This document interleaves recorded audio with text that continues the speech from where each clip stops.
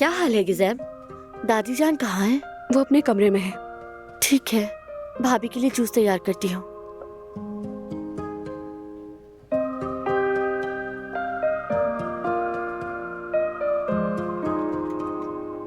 गिज़ैब, fridge में orange खत्म हो गए तो मेहरबानी करके स्टोर रूम से ले आओ। गोश्त मैं काट लेती हूँ। ठीक है, अभी ले आती हूँ।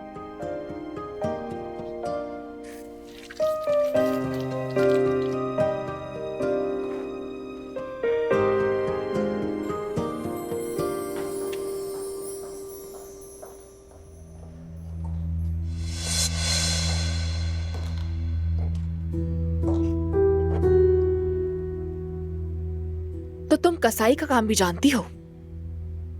कसाब भी हो, बावर्ची भी हो, सफाई करने वाली भी हो। मतलब कि 10 हुनर है तुम्हारे पास। माशाल्लाह। तुम्हारी ये आदत छूटती नहीं या तुम खुशी से करती हो? ज़ौक का काम है ना ये? हाँ, ज़ौक का काम है, इसमें बहस नहीं की जा सकती। वैसे अगर ज़ौक की बात की जाए तो फराद का ज़ौक काफी वसी है। उसकी एक पुरानी महबूबा थी जिसका नाम शबनम था, और तुम जानती हो वो तुम्हारी तरह गोश्त नहीं काटती थी।